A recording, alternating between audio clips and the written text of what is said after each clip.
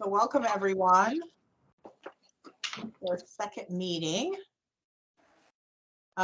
Just a quick overview. Remember that this is a public meeting, so I'm Pam Fields from Mid-State, co-chair of the committee. And every time we speak, we should be mentioning our name and title. It's hard, but if we all help each other out, I think we'll get there. It got better at the last meeting I was at, presenting on another ARPA committee, and I got used to it by the end of the meeting. So hopefully we'll get there. So Peter, I didn't know if you had anything you wanted to add before we jump in. I should have said this, but we probably need to have people approve the minutes from the last meeting. Okay. I think so.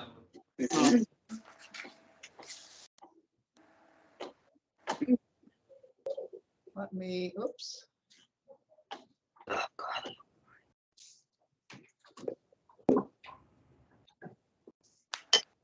Close up.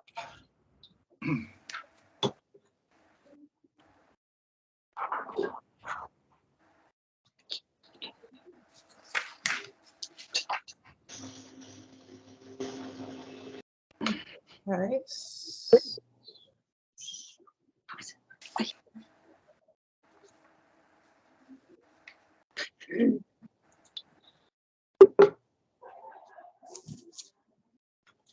I'm trying to figure out how to bring them up. I'll see if I can do it. Hold on. Okay.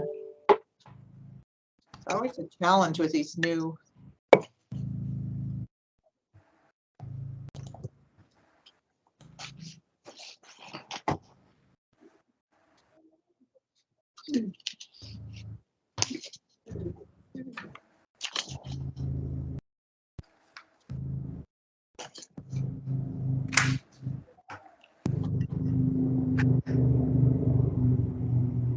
See if I can share this on.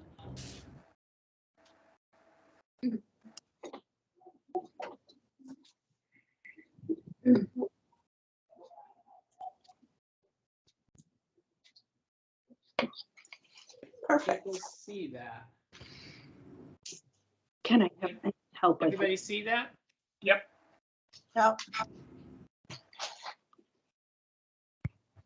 And remember, these are on our web page, our website. I need help.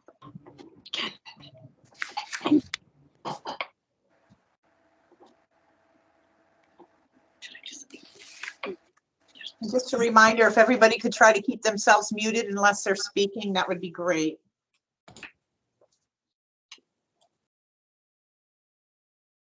You're already in. I'm not in now. The way you wanted a privacy thing. Yeah, put that. Or Peter, can you scroll down just a little bit? There we go.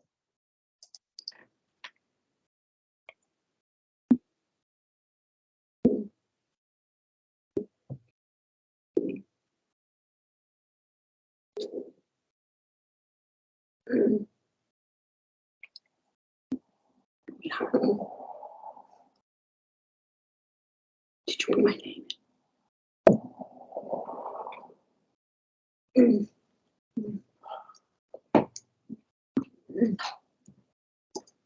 Don't leave.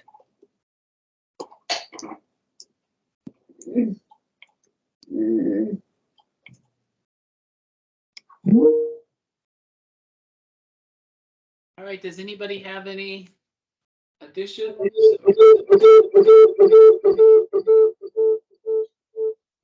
If everybody can put theirs on mute, unless you're talking. All right. And if you have any, anybody have any questions or issues with the minutes?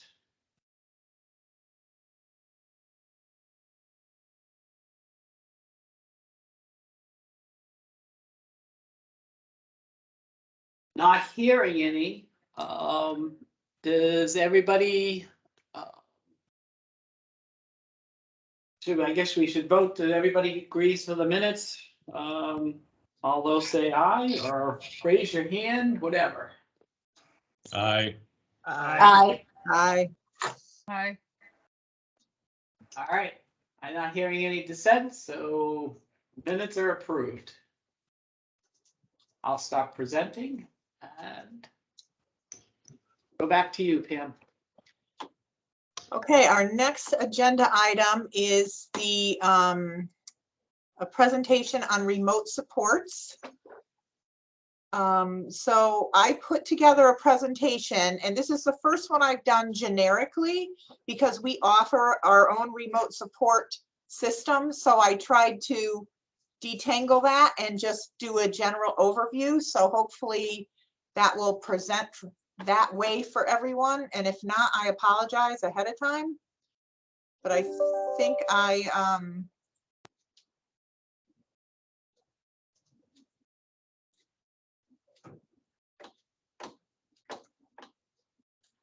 just going to go backwards here. One more. There we go. All right, so remote monitoring services, I think everybody's heard of it, especially on this committee over the last couple years. It's been a new service popping up all the way through the United States. Ohio and Tennessee, I think, being the first states to really embrace this and get it going. We've been using it in Connecticut since 2014. So we are one of the early adapters, even though we may not feel we are an early adapter. We are compared to where everybody else is in the country. So this really addressed shifts in supports from group home living to living independently, or even providing supports inside group homes and inside family homes to allow a person to have more independence within those environments. It's important to note, and I put this slide in here, that the personal support team for the person drives the process. So it is always decisions brought, the assessments are brought back to the team, and the team works to drive the process on this whole piece, including deciding what kind of alerts people get and who gets the alerts. So remote monitoring supports can be provided, like I said, they can be used in all settings. They're mostly used in someone's own apartment, inside a family home, and in cluster apartments. I wanted to, and I don't know, Peter, if this is okay, I was going to show this short video of Sabrina. Sabrina had just recently moved into her own apartment using remote supports, and this is her mom talking about the experience. This is Sabrina, my daughter. We trying to get her to live out on her own because she's been with me all her life. It's a huge step for her. I love her and I want her to be independent. I want her to be on her own. I'm not always going to be here. I think this is the best opportunity that Sabrina is going to get. She can call me through Alexa, which she did this weekend. If I ring the doorbell, she can answer from inside and see who it is. Also, she can open her door with the fog. If she's here and they do not detect motion, they could know if something is wrong. And also they have bed sensors. If she get out of bed in the middle of the night and she doesn't go back, they know that she's up and wrong. If she get out of the tub, she fall, all she has to do is hit this alarm and they know that she fell. If she put the microwave on and walk away and she gone too long, the microwave will shut on. If she put the stove on and walk away, the stove will shut off. This is great for Sabrina. If I keep her home and something happened to me, she's going to be in the system. I don't want her in the system. She could learn to be on her own. She could be independent. I'm just trying to get her set up for life.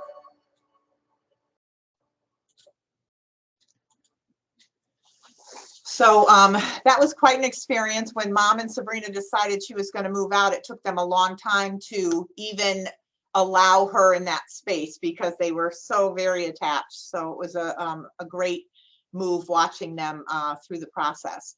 So this is a slide just to show you some common tools used for independent living. The cook stop, which she talked about, that is artificial intelligence that monitors movement around stove usage. And if it doesn't detect movement, it shuts the stove off until the person returns. There's electronic medication devices that allow people to take their own meds. If they forget, it calls them first or calls a caregiver. There are video doorbells that allow people to safely answer their door from inside the house. There's video chat systems for people to chat with their families, but also for staff to do some remote check-ins if they need to. There's all kinds of GPS tracking devices, including patches that you can sew onto people's clothes if they don't wear wearables, to know where they are. And then there's other devices just for daily living, such as literacy devices and all kinds of help in the house for things like that and in the community. So the types of technology used to support in the remote monitoring system, such as the ARMS, but all of the systems basically run the same way. They're all run off of a set of sensors that are hooked up throughout the house. So there's sensors, there's cameras. We usually just use cameras for training, but cameras can be used for other purposes. There's automatic door locks. You saw Sabrina using a fob. You can use a fingerprint. You can use a pupil of your eye. You can use a code. There's so many different ways to open, open the doors. There's video doorbells. There's personal emergency response systems for people inside the house that will detect falls, that they can call for help. And there's systems that can go out with them into the community. Of course, there's the smart lights, which most of us have, and blinds and stuff. There's the thermostat, carbon and smoke detectors. And then there's what we talked about, the med minders, cook stops for stove safety, the safety sensor, which Sabrina's mom said shuts off the microwave. It does, but not from movement. What it does is that sensor was actually shown to us by the state fire department at Southbury. And this little device detects the odor that food puts off, a chemical right before it burns, and it detects that chemical. And as soon as it detects it, it shuts the microwave off so it doesn't burn food. The Claire's Companion, those are video chatting devices. Voice assistants such as Alexa and Google Nest not only allow people to freely talk back and forth with their families and have some social input there, but they also can control all the devices inside the home, such as turning on their lights, opening their doors, answering their doorbells, stuff like that. Automatic door openers can be important if somebody doesn't always remember to shut their door, so the door automatically shuts and you don't have to worry about that piece of it. ADA modifications and bathroom and assistive technology in the kitchen. So the remote monitoring continuance offers safety for the devices, so you're assessing on safety. It assesses for independence, community integration, and we see a huge improvement on the quality of life and the mental health of the person accessing these living environments using remote monitoring. So there are remote monitoring services throughout the United States. This is a list of the different systems. We actually have a white page that has more details than this on each system, what the costs are, what states they're in. I highlighted in yellow. The ARMS system is in Connecticut. Assisted Living Technologies they're actually out of Cheshire now. They have a system in Connecticut. Grand Care, I think, is using systems in Connecticut, and Safe and Home is now in the middle of getting, I don't know, Peter, what it's called, vendor status maybe in Connecticut. Yes, vendor status. So they'll be in soon. If you were at our independent living conference, they presented with us at that conference. So all of the systems are very, very similar. They just offer some different components. Like it's Safe at Home. They are the ones that do the monitoring for you. So people can choose which system works best for them. Here are some of the devices, usually for just the remote monitoring platform. So you have your base panel. that oversees everything. You have door and window sensors. These sensors can also be placed anywhere you want to monitor something opening. Refrigerators, microwaves, stoves. Well, I don't know about the stove, so we'll take the stove off. Cabinet doors, the bathroom doors, the going outside, the windows. If there's any cabinets in the house that store food or different items, you want to know if they went into those items, you can put the sensors on those. There's water flood sensors that can not only detect if the toilet overflows, but it can also detect if somebody is going to the bathroom a lot and flushing the toilet. So you can use it in that regard. So if somebody's a diabetic, it will help monitor those pieces. There's a well cam that has two-way video conversation. There's fall detection, which I mentioned before, stationary emergency button that you saw in Sabrina's bedroom. There's bed and chair sensors that will detect if somebody is in the bed or if somebody is on a chair. So this will allow you to know if somebody went to bed when they typically did. Maybe they're not in bed, maybe they're up wandering around during the night, the bed sensor's going off and on, or maybe they never got out of bed. So they typically get out of bed at 9 o'clock in the morning, it's now 10 o'clock, the bed sensor hasn't been activated, so somebody needs to check to see if the person's okay. We just had a company down in New Haven who's using a remote monitoring system. The bed sensor, exactly what happened, it didn't go off. They were very concerned. They called the person didn't answer. They called the police to go in and do a wellness check, and at the same time headed to the apartment. The police and the agency arrived at the same time, and the person decided they were just going to sleep late and they had shut the sound off on their phone. So, but it worked where we checked and made sure the person was okay. Well, that agency did. So it works really well. And then you can see the smart locks and the smart lights, and some systems do the blinds. There's, you know, different components to different systems. How these systems work, it always starts with an assessment. So you decide what the person needs to be monitored for. You order the system through the company. The company comes in and installs the system in the person's home. They do an extensive training for the staff and the team and the family and the individual on how the system works. There's usually a dashboard that gets set up in the software so that the agency and or the family, whoever's monitoring, can see the data inside the system. And then the clinical staff can use, or the teams, whoever needs to use, the trends that can come out of the system to see how the person is doing. So all of these systems right now, if you have smart technology in your home, you know, you have 1,000 apps, one for your lights and one for your thermostat, all these different apps.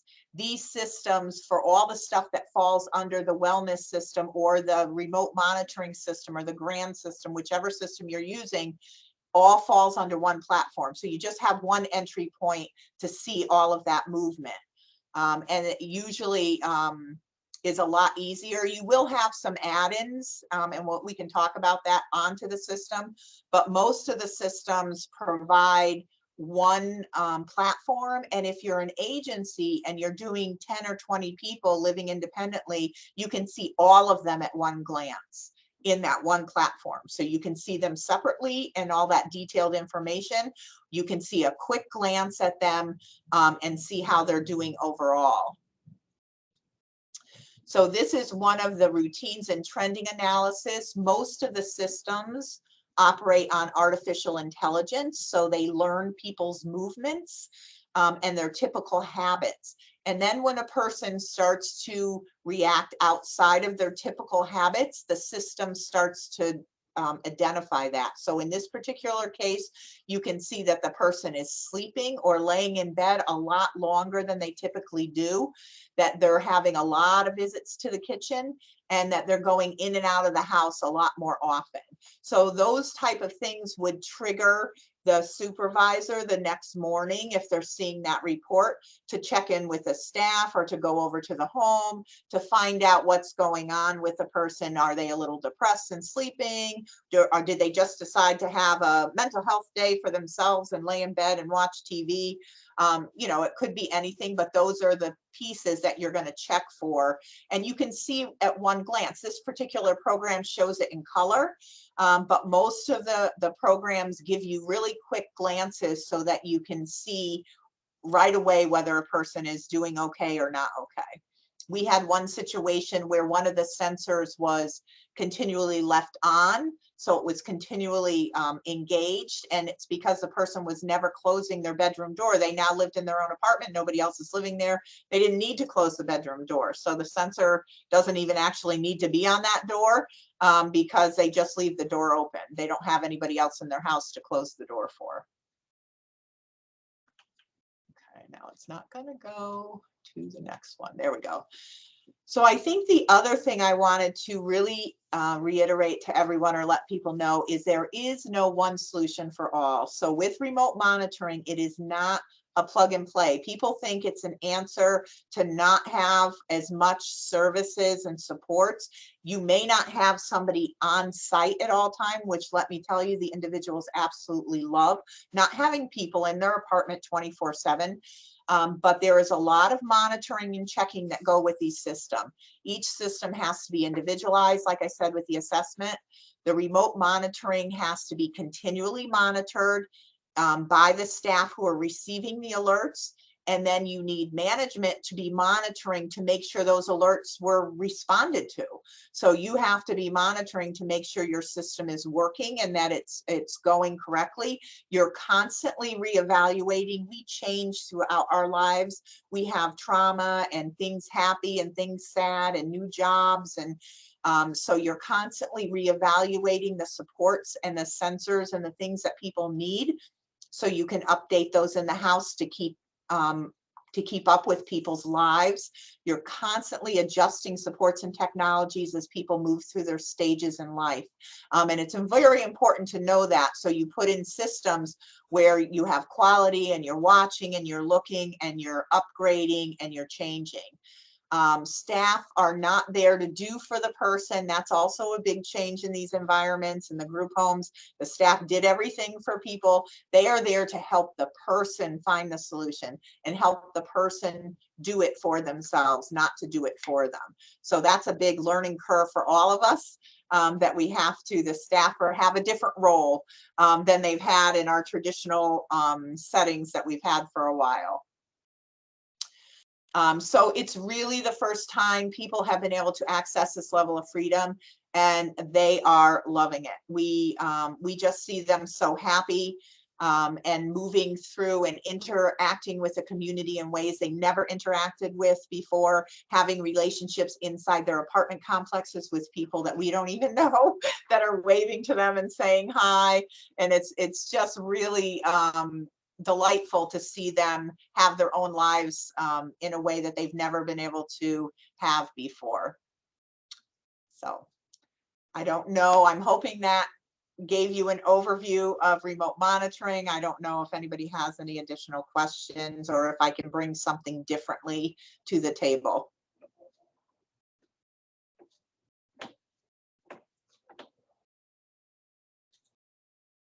Pam, how many people do you have that you're providing remote supports to? We have about 10 right now.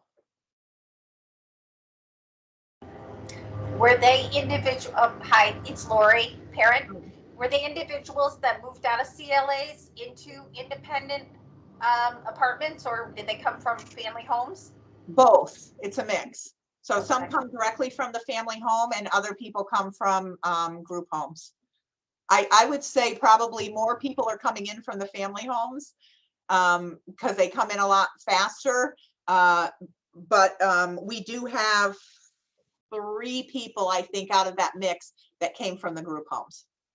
And we just had a meeting this morning. We were looking at that aggregate data and how we needed, what we needed to report to teams, what families and people wanted to see out of the data.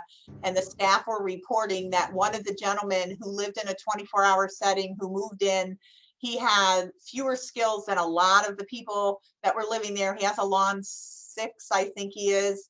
And he's doing the best out of everyone in the environment. with living in there. He just has been thriving and not had as many social issues, he's just been doing wonderful. That's great. That's great. I wondered if there were, when dealing with families, what were some of the issues coming out of CLAs into a less restrictive environment? I think that safety net was the biggest concern, like what happens if it doesn't work? They've always had 24-hour staff, so what happens when the staff aren't there?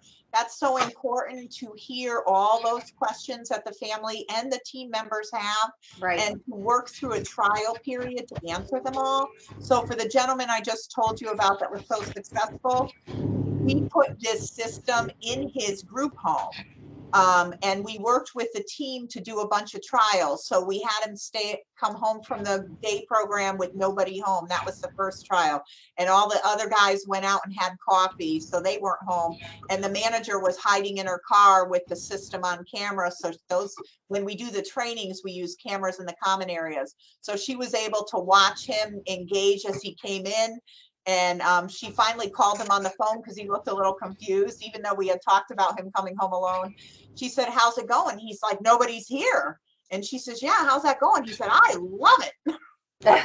He was all excited, but he checked out cabinets that he had never looked in before, cabinets that staff kept their books in and stuff. He was curious. So now that nobody was in the house, he checked out all those areas.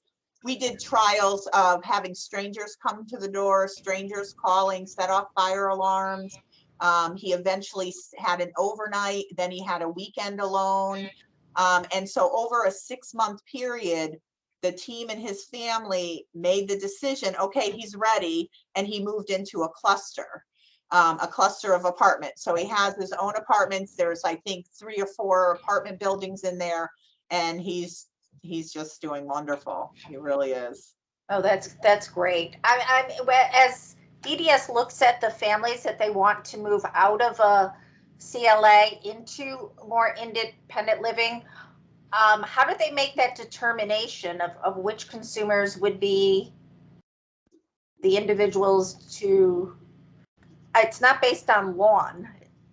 No, it really is based on not having some behaviors that would prohibit them from moving. So if someone had an active seizure disorder that was not controlled, that would prohibit them from moving into that environment, because you can't safely, what we call, tech that up. You can't provide enough technology if the person can't be alone, if they have the uncontrolled seizure. We have people who have inappropriate sexual behaviors that have one-to-one staff. So they would not be looked at for that, because they need the one-to-one staff in order for themselves and the community to be safe.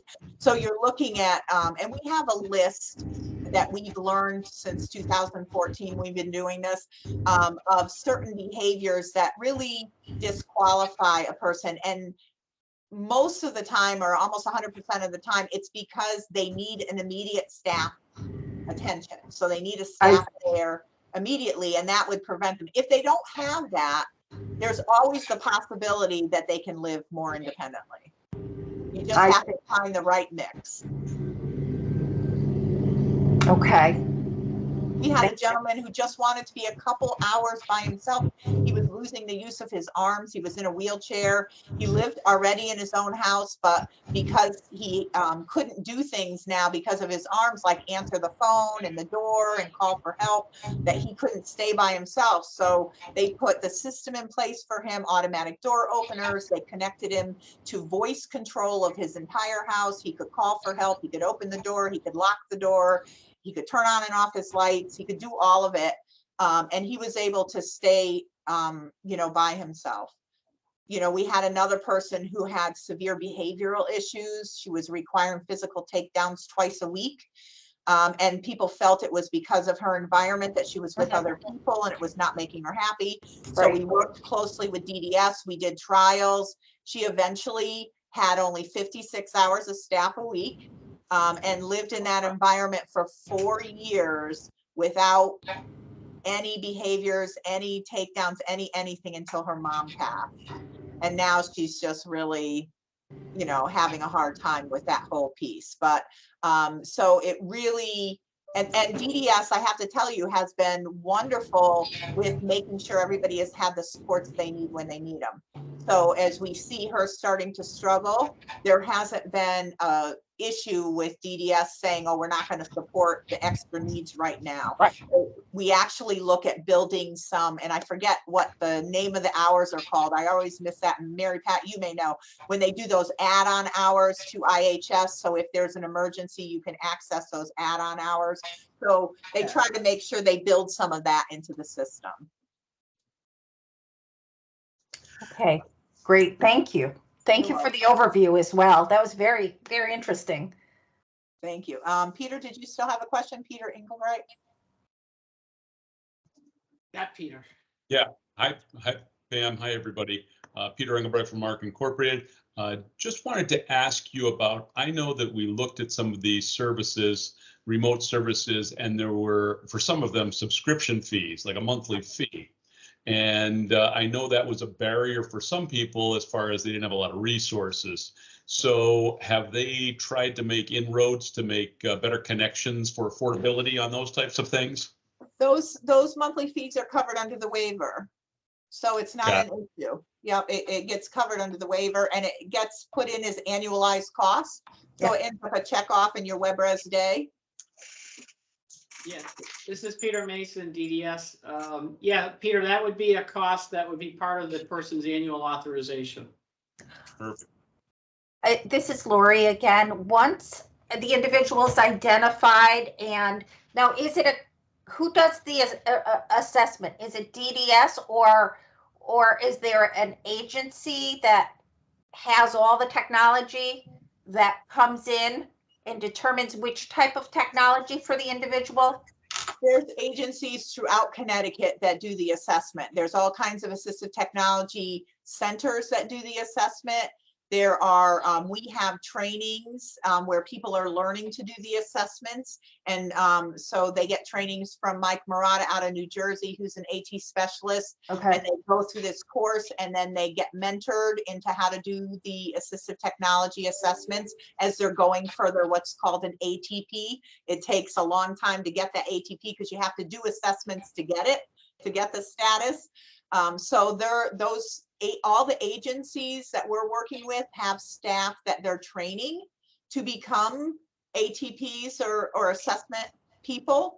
And we do assessments at the ATEC Center. I know NEAT does assessments. I know UCP does assessments. I think Heather has people at her area, Lisa, who does assessments. I know Eastern ARC is trained, LARC is learning now how to do the assessment. So there's a lot of agencies coming on board throughout the state. So when right now, this is Peter Mason. We're going to be looking at issuing an RFP for designated agencies to provide the assessment, so that we would have, anybody can go whoever they want, but in order for us, what we're looking at trying to do is we're trying to like grease the wheel to make sure it's easy. Instead of people having to go out and find which agency to go to, when we get this RFP awarded, it will be between 1 to 3 agencies. Could be one for each region, could be one for the whole state. We would look at how to do that. But then that would be the designate. So if you can't find anybody, this is the one you could go to, and they would be able to do the assessment for you. Okay. I also forgot to mention that DDS also has people trained to do assessments. So they have people doing assessments also. Okay, and then the oversight care goes back to the agency that the family is using? Yes. Okay. So they would be doing the monitoring and coming on the screen if a consumer needed help. Right, or showing up, you know, Right, whatever it is. Right, Okay. you get a sensor, you check with a person, and then that person, that what's called a virtual support partner is the one receiving the alerts. They figure out if the person is okay or if they need somebody on site, and then they dispatch an on-call person who goes there. And all of that's tracked through electronic records. Like the person who receives the alert fills it out, and then that record gets sent to the person who's arriving at the house so they can say what they did, and then it goes to the supervisor so they can make sure that everything flowed the way it was supposed to flow. Yeah, this is Peter Mason. There's two pieces to it. There's the remote support agency that does the monitoring and that piece. And then there's always an agency that's a backup, so that in case somebody needs to go there. Now that could be the agency you're with, or you could do it on your own, or you could hire another agency, however the family feels comfortable. But there would be those two pieces, one to do the remote piece, and then there's a backup in case somebody needs to go there that's on call. Okay, so the remote could be a separate agency, It could be, or it could be the same. or it could be the same. Okay, Absolutely. thank you. Hi, this is Mary Pat DiCarlo from Kennedy Center. Two thoughts / questions. For the assessments, the assessors, I have two staff that Pam came back from your 2-day conference, and one of which and then another one are going to become assessors. They're in the process. And to me, it was not real cost prohibitive. So would it not be something to consider where DDS could pay for that service, so every agency could have their own person that could do that assessment? And if they're available and they're part of teams, they're introducing these ideas and this, these equipment and everything on a regular basis within the agency. So would that not be something to consider spending money on? This is Peter Mason. Yeah, I mean, I'll bring that back. I mean, at this point, anybody could put in a one-time for that cost. Okay. And the Good, I will region do should that, Peter. I was be- gonna pay for it, but now I'll do should that. be- And if they're not, just let me know, but they should be more than willing to help to promote this. Okay. And the other question I had, Pam, was, have you found individuals who, let's say over time, they're in their apartment and they want less monitoring, and maybe the team doesn't agree with that? And how does that kind of get played out in regards to like human rights and everything? Yeah, I think that what we've seen is the individual has won out, and they might be living a little freer lifestyle than any of us are comfortable with, but if they're their own guardian, they have the right to stretch their wings in that place. But what we found too is they do come back for supports, like they sort of run off and then they get themselves in a little trouble, and then they run back under mom's wing, and then they run back out again, and then they run back under mom's wing. That's sort of what we're seeing with people who have that skill set. But if they're actually making a request, if they're going to their family member or to their case manager and say, hey, listen, I don't like this bed thing anymore. I don't want people to know whether I'm falling asleep in the recliner or if I'm in bed. That's just too much. That is part of like a team decision then to remove something. Well, they also can do it as their own guardian. You know what I mean? Okay, like, but let's say they're not their own guardian. Oh, then they're that's still, because there are a lot of folks out there where families are keeping that control, obviously, under the guardianship. But so I guess it's really more of a team process and talking. It is definitely a team process, unless, like I said, the person's their own guardian. Yeah. And then they push that envelope because they can and walk away from it. When they have guardians and they're really struggling with that, you run into things where they'll unplug the sensors. We get tamper alerts that the sensors have been unplugged. Okay. Things like that you work with them with. But yeah, I think it's the same as if they lived in a restricted environment. It's that whole back and forth struggle and the up and down and trying to figure out the balance. Okay. Brian, I think you had your hand up. I did, but actually Mary Pat stole my question and you answered it very well, Pam. So I'm okay with that. Thank you.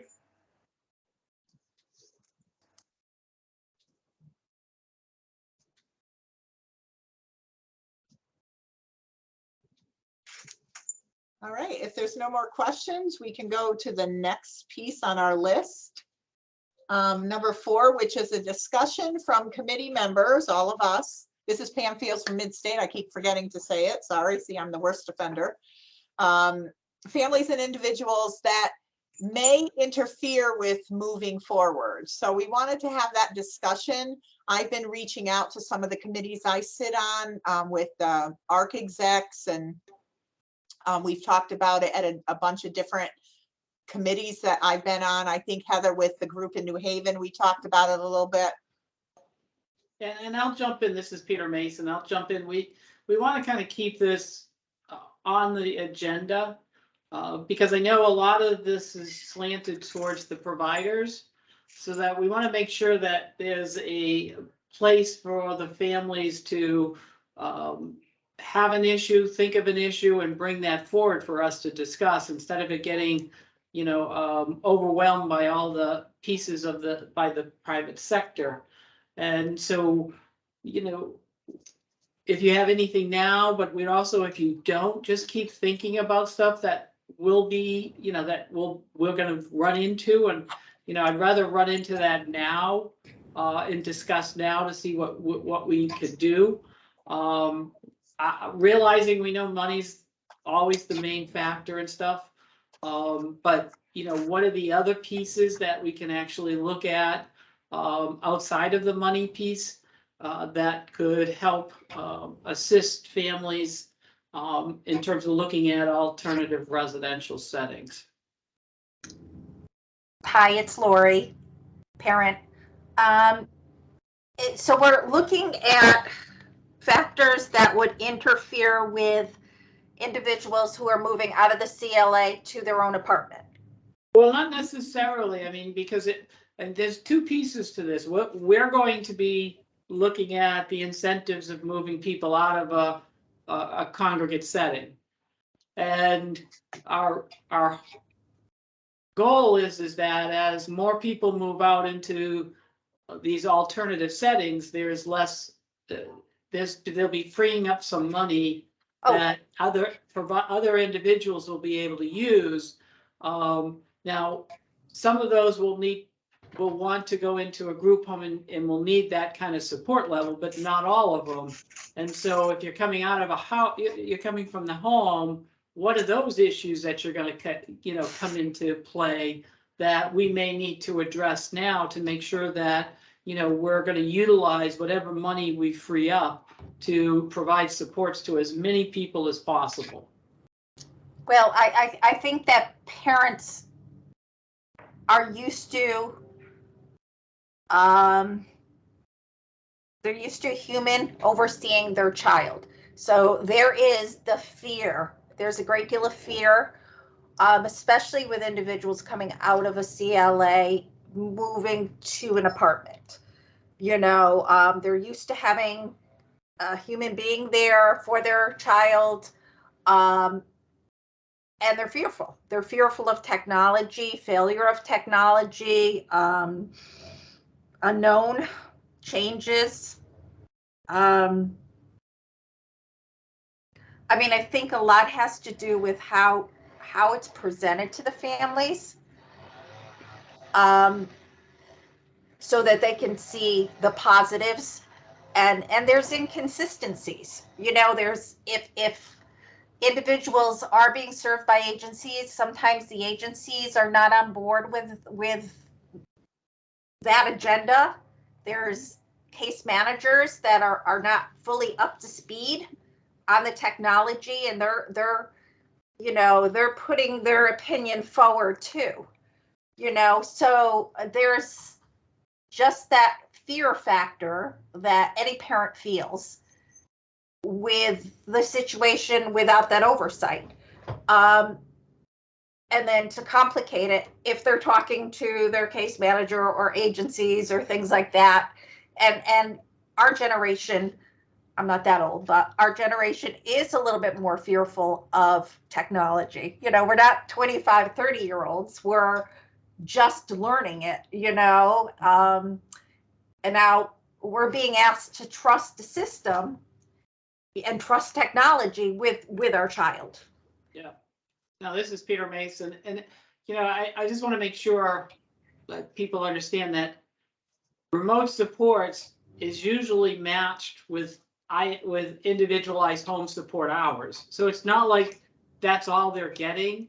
Oh, no, I know. No, Okay. I Usually realize they're getting a day. There's a day program, and then there's individualized home support. So, maybe some of the starting point may be that it's overnight when the individual's sleeping.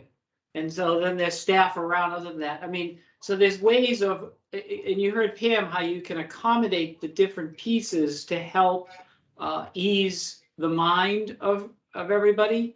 But just because somebody's in a group home does not necessarily mean that that's the safest either. I mean, you don't know the other individuals, the staff.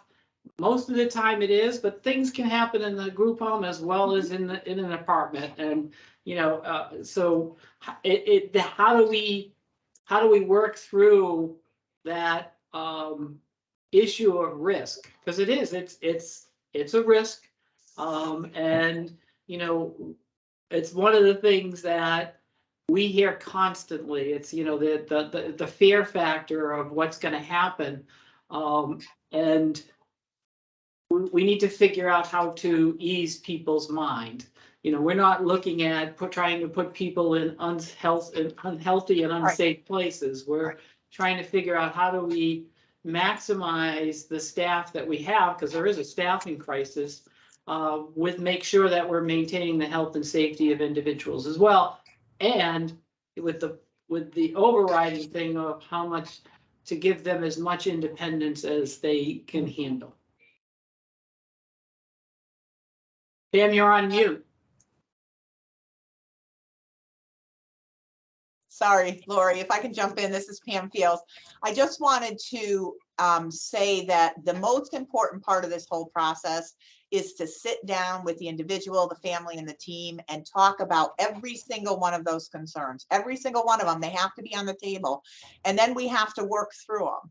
We have to sit down, okay, what's the first step then? How do we look at it? And that's why it's nice to be able to put the systems in the family home where the family can then go out and have dinner and monitor their person at home, start to see how the person's reacting when no one's there, start to teach them the different ways, because when you've never had the chance to be alone, you don't know what to do or how to be alone. So we all have to learn that together and help the people that we support learn it. So, what you brought up is a critical piece of the process. It's critical to answer all those questions. And I think how it's presented and who it's presented by makes a huge difference. Mm-hmm. Absolutely. I'm working with a family that had their son in a CLA. He's been home because of issues, and now it's been decided that he is going to have IHS with remote services. He didn't have that before.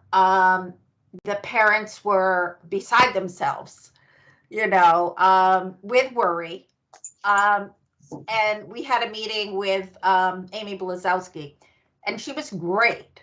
I mean, she was so, she could explain the technology, how it would work, what it would look like, all the ins and outs about it, all the advantages of it. And I think that's really important when talking with a parent, that it be an individual that is well versed with it, can let the parents know this would be the next thing we would do, and this would be the next thing. And that's what we were struggling, me and the parents were struggling about, because we didn't know what the steps would be. And even for the first hour of the meeting, we weren't quite sure. And then we came up with a strategy that would work. We understood. The family felt comfortable. And I think that made a difference, having somebody that really was just very savvy about technology and knows our consumers. And so Yeah. Absolutely. We found many occasions where people have made it people more fearful because they Yeah. didn't have the information that needed to be talked about. So I agree with you. It needs to be always somebody in the meeting who has that knowledge and can answer those questions. Thank you. Heather? Yeah, Hi, it's hi. Heather Latoro from Marrakesh. I think a great, well, a problem sometimes is that, you know, you want to be more independent, you want to have a home, you want to have control of your home, this is great. You have a lease. If you don't like your apartment, you can move to a different apartment.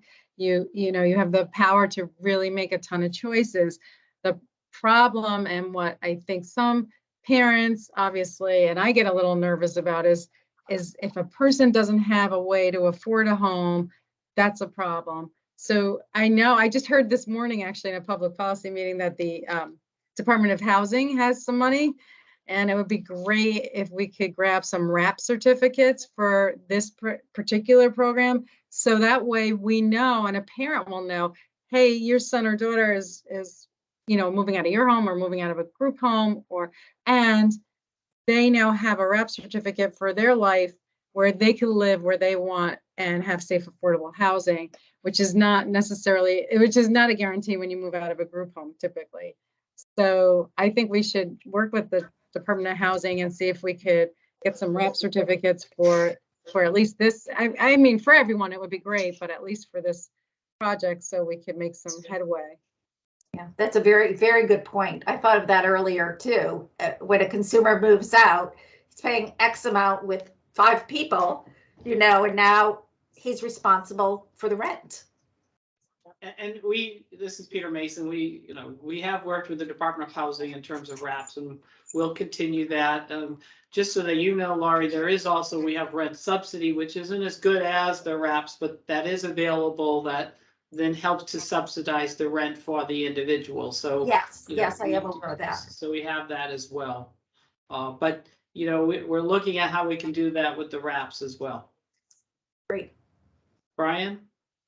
Yeah, a lot of what I was going to ask has again been answered, but in terms of the anxiety of the people, both the family and the client as well, how do you deal with that when you're making these changes?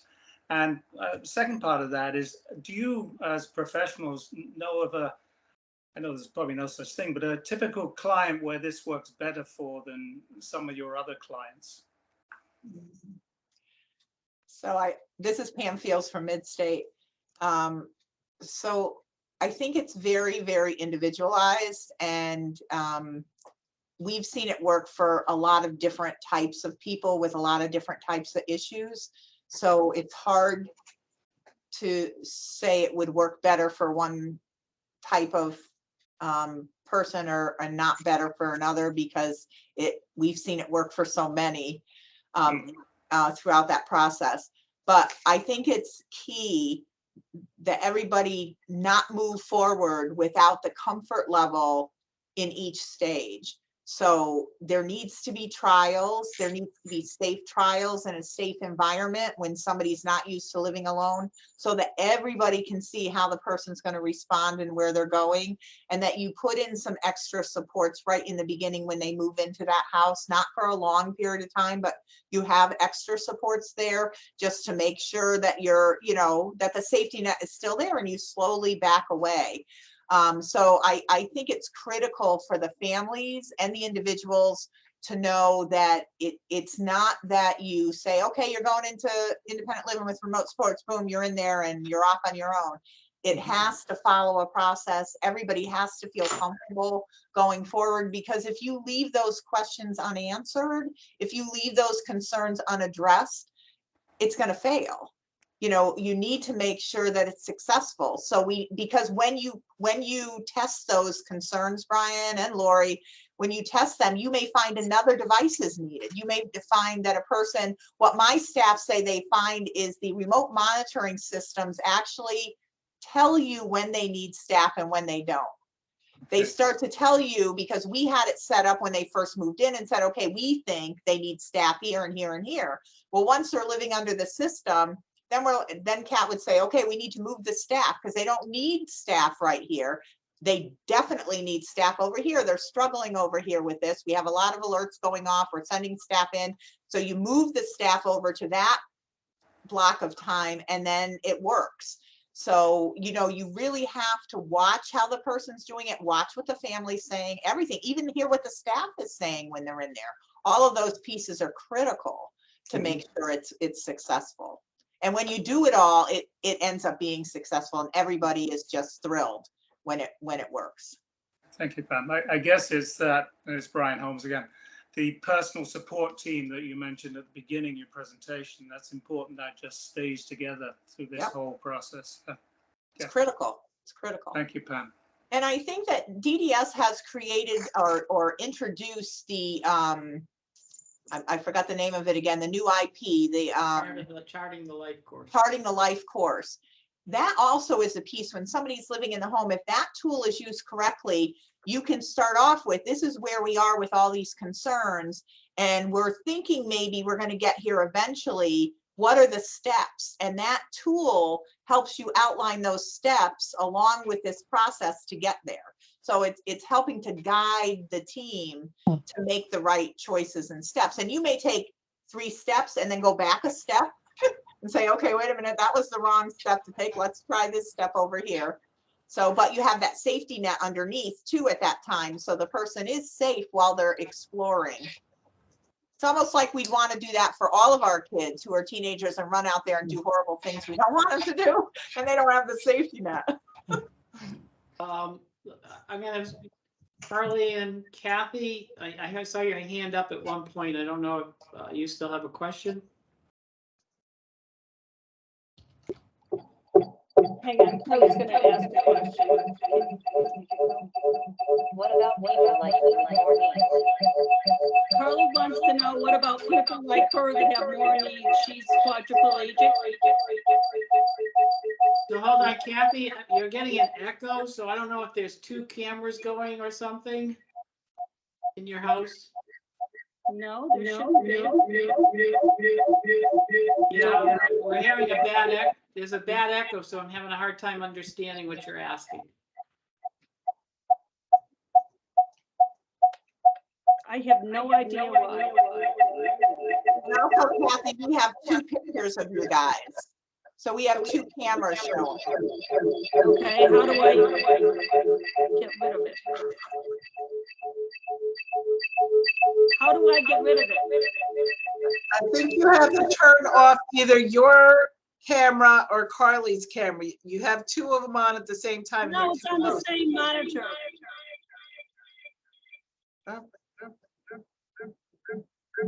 It might be open. Try to get out of the meeting on the one you're in, and maybe the other one will pop up behind it. There's 2 monitors, 2 cameras. We're on twice. How to get out of here?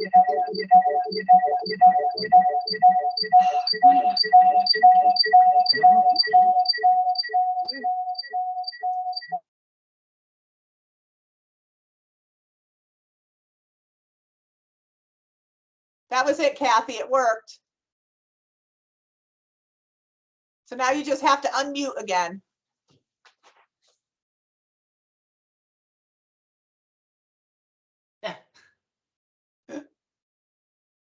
Technology. It's not always fun.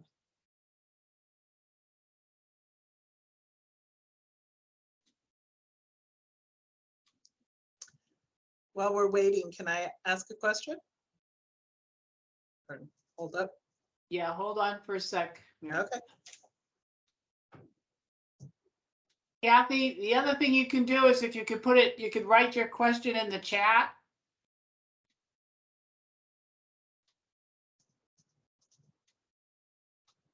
So go ahead, Mary Pat. This is Mary Pat DeCarlo from Kennedy Center.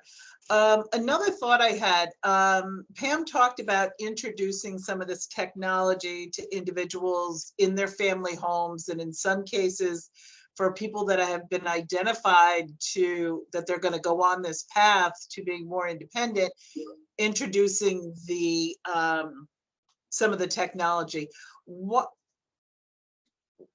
have agencies, or should we be considering putting some of this equipment into the CLAs as almost standard equipment so that people are using it, getting used to it, and we may be able to decrease some of the staffing hours if we're doing that, but it's something that people are getting used to in their everyday environment. And it's not just for the one person that's on the path, but for all four, let's say, that are living in the house.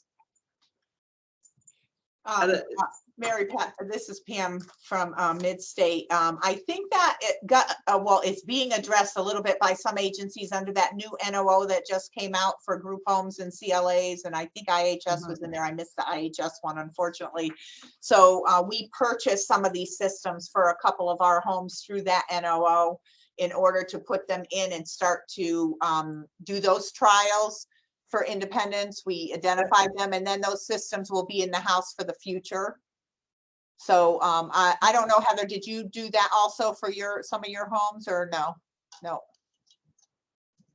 This is Peter. We're looking at sending out another one of those within a couple months. So we'll make sure that you guys know that that's the case, and that's the stuff you can put in to, help assist with that.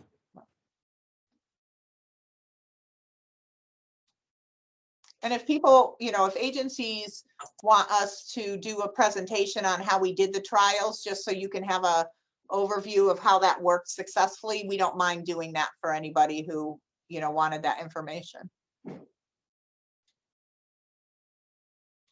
Because we also helped a family put the assistive technology into their house. The mom had moved into a convalescent home, and she was living with her son, and the sister lived out of state, and they did not want the son to go into a group home. They wanted him to stay home, but he didn't have care needs. He wasn't able to shower himself. He wasn't able to make his own dinner. He wasn't able to take his meds, but he didn't have any behaviors of unsafe. He didn't run out on the road. He didn't start the stove. He didn't flood the bathroom. He really just sat and watched TV and did his own little activities on his own. So the family was able to have a family member live there part of the time.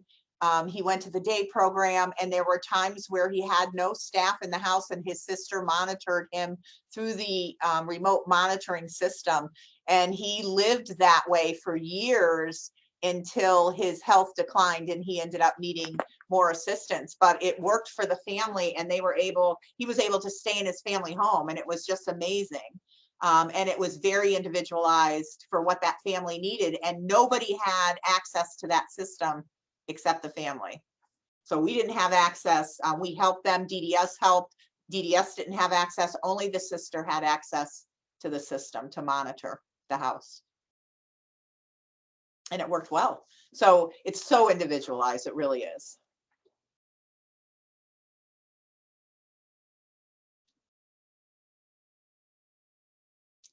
So is there any other thoughts? Yeah, I know Kathy's getting frustrated down there, so I'm trying to help her out. Kathy, maybe you can call in and see if that will work for you. I put the number on the chat.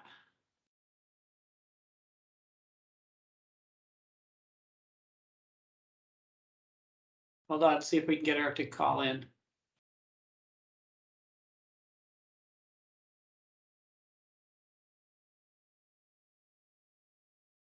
Nothing is simple. This is why I do not own a personal cell phone.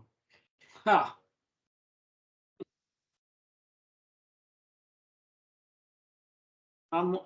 Okay, let's see.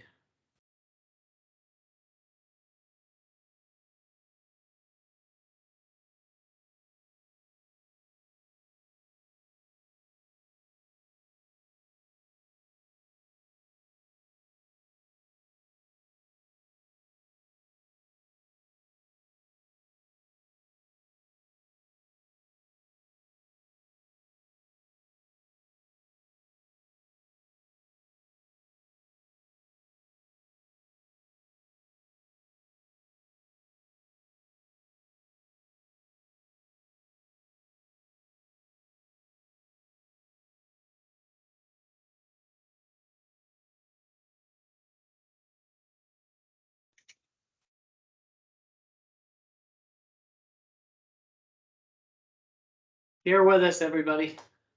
Yep, no problem. I just wanted to say that while Peter's trying to help Carly, I'm so excited to see there's another NOO coming out because I totally missed the one for the IHS. And we had other people that we wanted to introduce some stuff to. So we're real excited about that.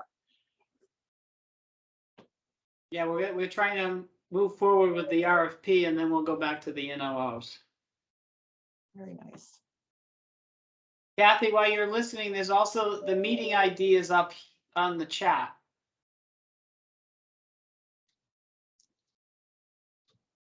Mary Pat, I know you were talking about having an assessment. Your guys started that assessment process. We have a class starting. Oh, there you are. We have a class starting with Mike Murata at the end of this month. Okay, I'll check with them and see what they're signed up for. Okay, and I can send you information too.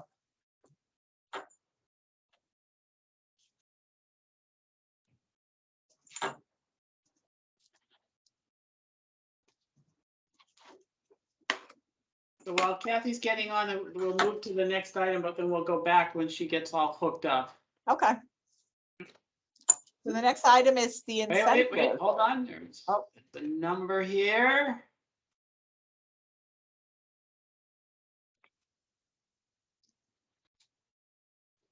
Kathy, can you hear us? Can you hear us? Yes. Yes, we can hear you. Yay. Okay. Carly wanted to know how about she said it on her iPad. How about people with more needs like her? Because we always feel like she's a little left out of this group. She's a quadriplegic, but no behaviors, no seizures, and goes to lots and lots of workshops, and we keep going to places, and we never seem to fit into anything. So in terms of remote supports, I'm not too sure that is. If you can mute your phone, then we can. Okay, thanks.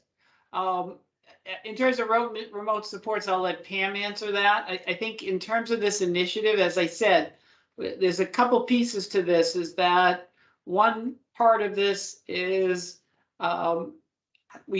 there's a number of vacancies out there. How do we consolidate those vacancies and have individuals move into alternative residential settings?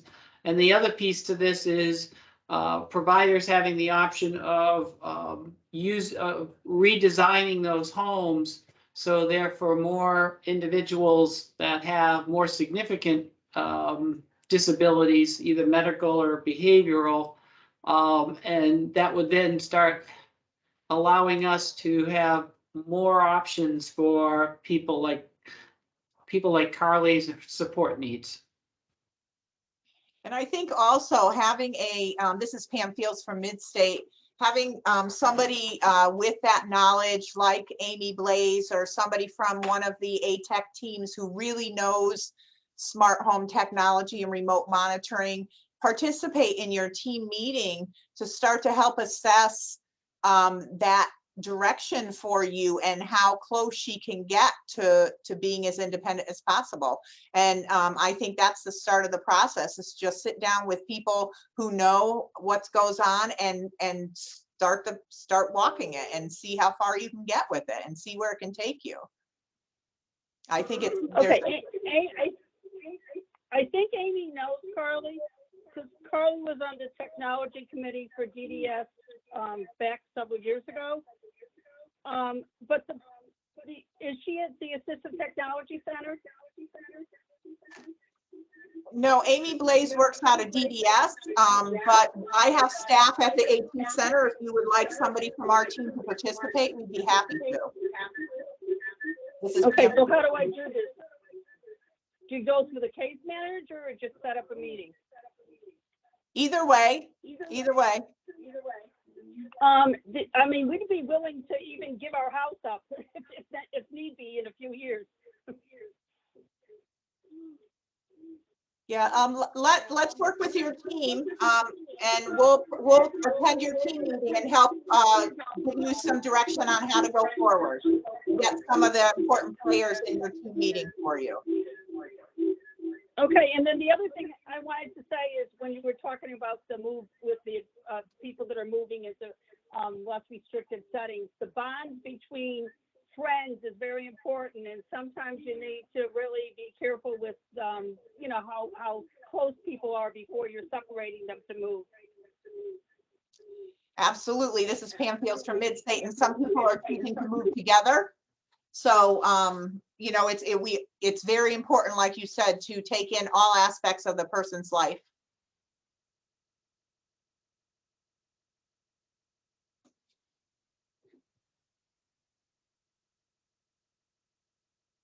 All right.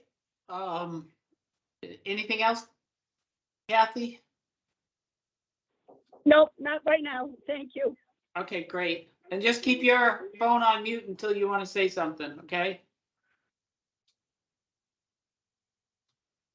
All right, let's move on. This is Peter Mason. So let's move on in terms of the incentives. You know, we presented those last week, and we are looking for feedback from the committee on the incentives.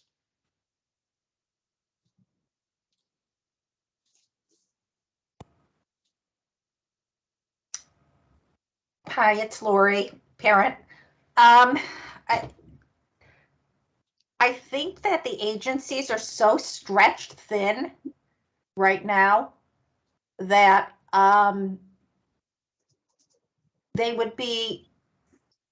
there's a whole learning curve for the agencies to implement the whole process. So, I mean, the dollar amount is helpful. But I think that there's a lot of work, a lot of legwork with moving individuals out of CLAs, finding apartments, retraining, training staff for the technology, training the consumer to be out on his own. I mean, takes a lot of time and a lot of effort. You know, my daughter's in a she's in a CRS with HARC, and they have, I think, 12 or 13 group homes. So I talked to the director of HARC because I just wanted to put that out and just ask her, and that was her feedback, where, you know, the dollar amount's helpful, but there's just so much work involved. This is Peter Mason, and I can appreciate that. And you know, as explained in the past, the timing here is not DDS's timing. This is the money that's available to us. Right, right. And so we have money available for through June of 2024. So that's basically about 20 months. You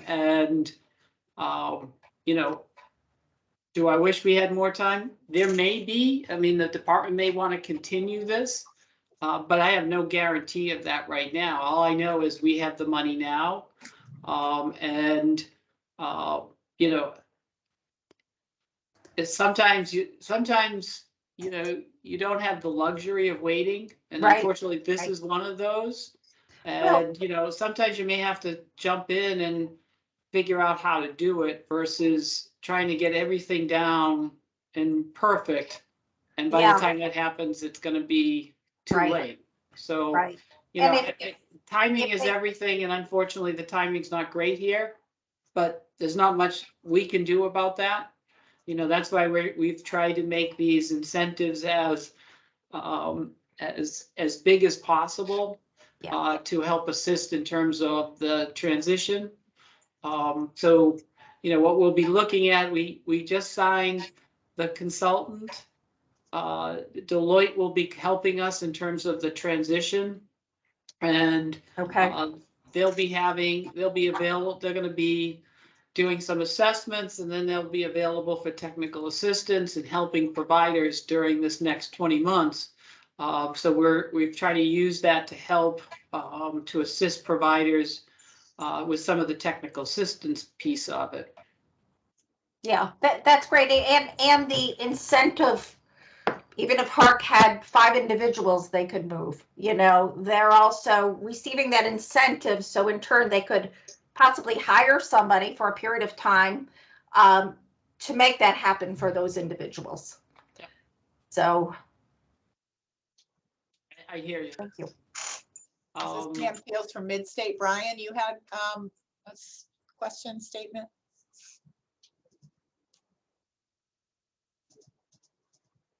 You're on mute. I'm sorry.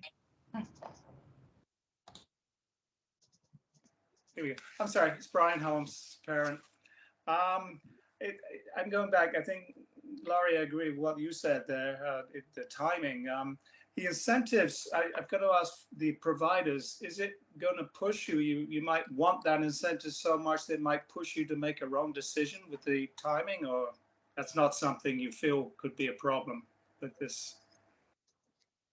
Well, I mean, on our part, providers will be developing a transformational plan, and so they'll need to work with the regions in terms of that plan. And so,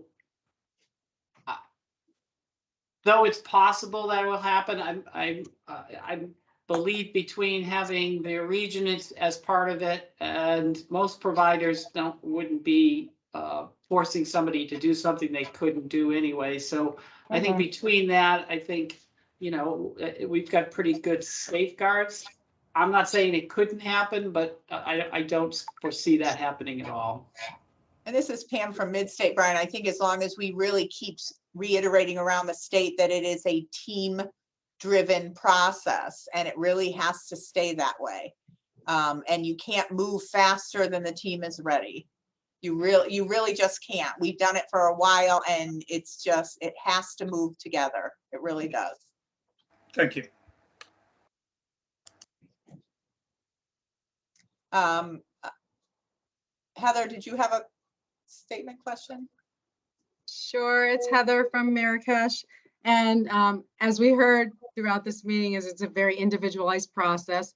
I don't know how an agency who doesn't already have people identified as wanting to move to a more independent setting, or has referrals from people who want to be in an IHS or this type of setting. I don't know if that's going to be possible for them to develop a transformational plan, but I think we should be encouraging everyone that even a transfer, I don't know what the transformational plan is going to look like, but even if it's just with one person, I think we should give everyone that option, all the organizations and the families, that option for it to be even one person to be living in a place where they really want to live and be more independent.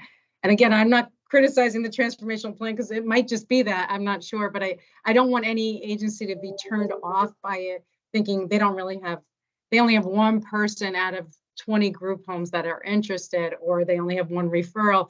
I think it's important that we keep it as individualized as possible, but also have a plan. And I have to say, the incentives I see from my mind keep us whole while there's an opening, because we're moving someone out. I don't see any incentive as being like, wow, we need that, because number one, I'm not sure if we could even keep it at the end of the, we don't even know how that's going to work out. And it's just going to help to grow this, you know, transformation in our whole system is what we're going to be using this money for. So I don't think a provider would move somebody out just to get an incentive, because they'd have to continue. You know, I don't think that would be an incentive. This is Pam Fields from Midstate. Thank you, Heather. And Heather had submitted, and thank you for that, a bunch of questions to clarify the incentive and how, who gets it, why do you get it? And I think, Peter, that's one thing that we have to work on, is to give more explanation during the incentives of what you get it for and what you don't get it for. So you get it to move a person from here to here, but not from here to here, or not to this place. I think that's one of the things that I'm hearing as we're talking to people, is people need more clarification. And in Heather's comments that she submitted, she has a lot of those pieces clarified. So I think that's just something to make it easier as we push it out there to people, is to really be clear of what you can use it for and what you're not going to get incentivized for. Yep. This is Peter And Mason. then- That makes a whole lot of sense. I know some of the questions were to go from one CLA to another. That's not what this is about. It's what you could do with the money. And I think that's a concern for providers, and what our interpretation at this point is that it would have to be the only requirement is it has to be within the OPM cost standards if you have a surplus. Other than that, the DDS does not have any requirements of that. We've structured this as such that these are it's an outcome payment. So if somebody moves out, that's an outcome payment. So you've done what you needed to do. So that means it's an outcome payment that you can use for your agency. And the other one that we've done is also for somebody who's if somebody's transitioned out and we're still assisting in terms of the fiscal stability of the home, we're going to reauthorize the other individual's home, so their rates will be higher. So once again, you have performed a service, so you'll have that money to use as you see fit. So we're trying to we've tried to do this in a way that meets our expectations from CMS, but also is to the benefit of the provider, so that you've already performed the service. So here's the money for doing that service. And this is Pam from Midstate, and Mary Pat also had something to add. Yeah, thanks. This is Mary Pat DeCarlo from Kennedy Center. So a couple of things. One, when we're talking about timeline, Pam, on average, how long do you think it takes from the thought of somebody going into a more independent setting and them actually moving in and getting settled? Roughly. This is Pam from Midstate. I think that, like with the gentleman that we talked about, it took 6 months for him. Okay. Depending on where people are, it can be faster or slower, but I would say an average of 6 to 9 months to move in that direction. But if some people are more capable and ready, this person had a lot fewer skills, and we've had people that were more capable that can move a lot faster. But there is time. Takes time to identify the person. You have to do the assessment, then you have to identify the equipment, and you have to purchase the equipment, which takes time, and then you have to get it installed and get people trained. So even if somebody's ready, you're talking at least a month to get through that assessment ordering, and then probably 6 weeks to get it installed and in the house. So I think that's something that we really need to consider, with the timing and the timelines for all of this. And I know that, the federal government has set their deadline, but it's just, I think we need to build that into what does the rest of the timeline look like? So Peter, you've talked about the regions getting involved and training with the case managers and training with the families. So do we have like a timeline for the entire plan, where, let's say by November 1st, the regions are going to be in on this, and December 1st, the case managers will be trained? And I think if we're able to kind of put that out there for people, one, it'll show them that it is truly very time limited, and if you're going to do this, you better get moving. And two, it just, the sense of urgency. And like for myself, we were having this conversation here just yesterday, and some of this becomes part of a overall strategic plan for an agency, and it's just not me at Kennedy Center to go in and change the strategic plan and say, you know what, we're going to get rid of 2 CLAs because we're going to move out 10 people. that's more than just me. Okay, so that has to be considered into the timelines as well, I think. This is Peter Mason, and yes, I agree. I think one of the things that we can't throw out a timeline till we know that everybody's in agreement of what these incentives are. Okay. Because we're kind of stuck. You know, we're trying to sit there, okay, here's what it is, this is what you can do, but we can't have this timeline but not have what people are gonna get. So I think that's kind of why I'm been pushing the incentives, so then we can go to the rest of the piece. I think there are going to be, I think what people need to look at when they're looking at these plans is that if an agency thinks they're going to put their plan in March of 2024, which would be fine for a strategic plan, there's no guarantee there'll be incentives by the time they get to that point. And so the agency has this time period of, all right, when do I've got to figure out what we're doing and then submit the plan, but we don't have a number of months for people to go through this whole thing, and then all of a sudden, you know, the time is finished. So it's a delicate balance, and I get that, but you know, so that's why we're trying to get out as quick as we can as to what we're doing. You know, we've been getting a lot of feedback from the advisory committee about rates and stuff like that, and you know, there's a lot of reasons why we shouldn't do this. And we can go along with that. And if we do, we're not going to get anything done. So we have to figure out not what's the issue, but how do we resolve these issues? And so I get that. And I guess, you know, the fact that your agency's talking about it is good. Because I think hopefully all providers are talking about this at this point, so that there's all right, how am I going to use this money to assist us in the time period that we have? And you know, I don't think I'm going to say this enough, but the early worm is going to catch the worm on this. And you know, we've got money based on 100 people moving.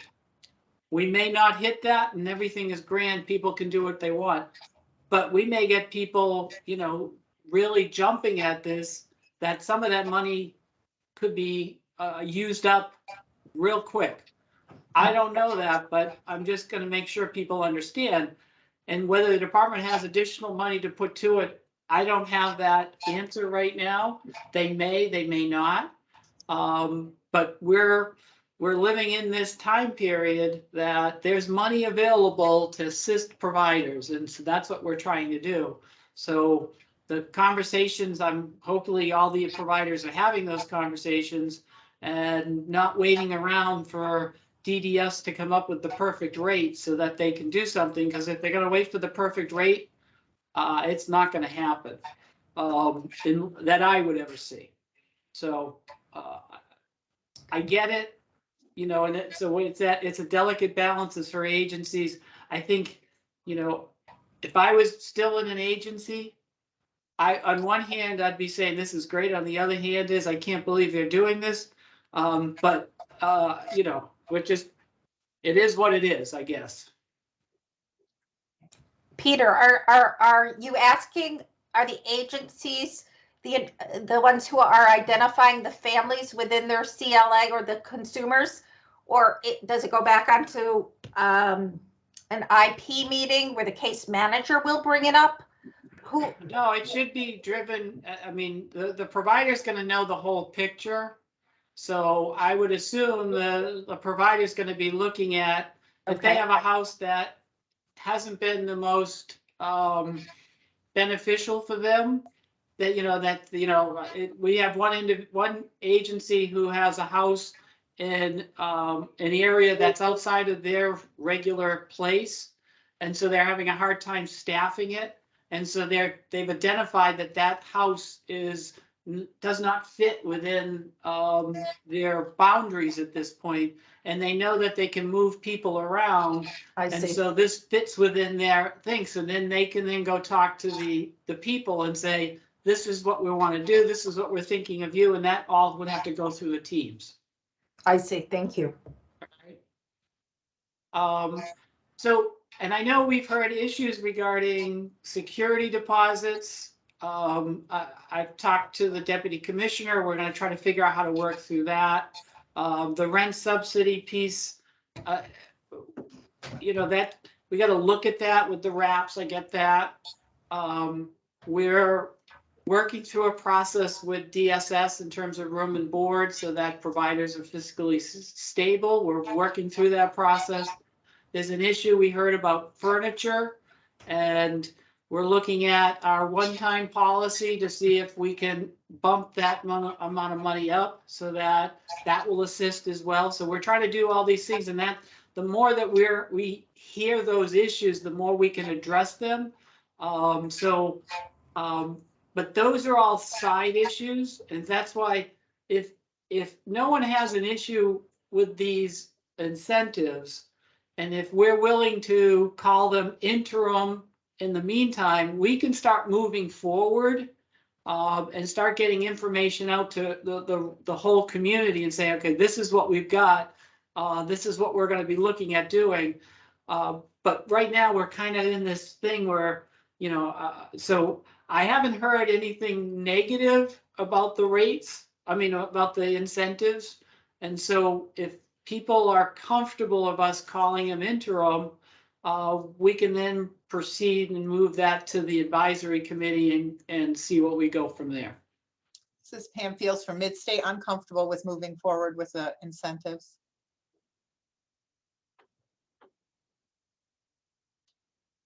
Everybody want to raise their hand? How's that? Yeah, Peter. Yeah, there you go. Pat's up. Peter's up. Okay, Brian's yeah. up. Okay, great. All right, so we'll put that, we can move that forward. That's fantastic. And I got this little sign on my computer saying I got 7 minutes before it's going to shut down and do some kind of installation. So I'm on a 7-minute timeline. Well, and this is Pam from Midstate. We're actually over about 7 minutes. So I don't know if we want to wrap it up and move discussion number 6 back to our next meeting. We talked a little bit about that anyway. So. Yeah. And I would ask everybody on the committee, you know, for all those issues that you're going to get into as we move forward, whether it's the security deposit, whether it's furniture or whatever it is, all those things that come into play that would be something that will delay the start. And that's something that we can look at. That's the issues that we need to be bringing forward so that we can start working on that stuff. Wonderful.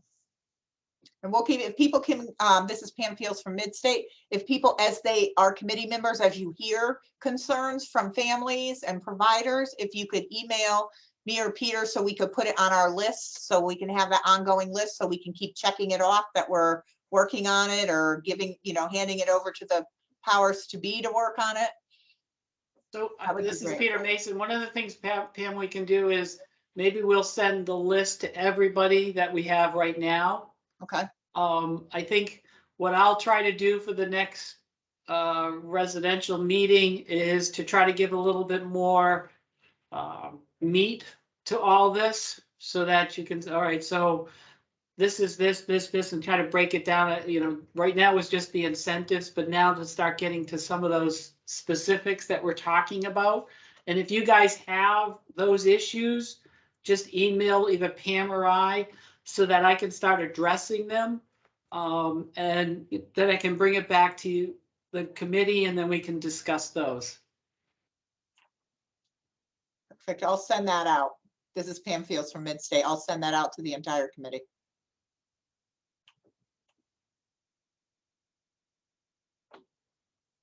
Okay. If there's nothing else, this is Peter Mason. If there's not, Heather, did you have your hand up? Hi, it's Heather from Marrakesh. Thank you. I just wanted to make sure, because people will ask, I think it's a great idea to start and call them interim incentives. That's perfect. And if we could just clarify, and Pam already said this, but we could clarify, because people will come to us and say, so what if you're going from a CLA and you have 2 people left, and what if, like, you did a nice chart for specific examples, but I just don't feel comfortable yet explaining it to anybody. So if there's a cheat sheet or something, we could all agree on it. And that way we'll also figure out, like, oh, we didn't talk about the CRS to a CCH, or we didn't talk about, something like that. We could do it, but it just makes me more comfortable when people ask, about that. And for my own, Yeah, I'll try to do that.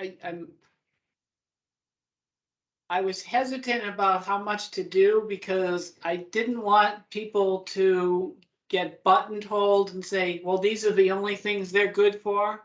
Okay. We were trying to keep it as broad as possible. And I know our sector loves black and white, and I've always loved gray. And that doesn't always work with providers, because they want to know, well, this. And I don't have all the this. So, we can put these together, but it still eventually will be, somebody may come something out of the box, and it's going to be, okay, what do we do? How do we do this? And so I'll do the best I can, and try to figure out how to present that. It will be rough, so you guys can lay into it and say it's horrible or whatever. Actually, Peter, it's Heather from Marrakesh. I think that's really good to say we'd be flexible about it, because we are trying to get this for so many people, and to have that actually written part of it. And then I'd be really comfortable to say, hey, we have a few examples, but hey, it depends on the each situation, and we don't want to close your minds to any other situations. So I like that, actually. All right, I'll try to remember to put that in. All right, I got 2.5 minutes. All right. Thank you, everyone. See you at the next meeting. Thanks, everybody. Bye. Bye.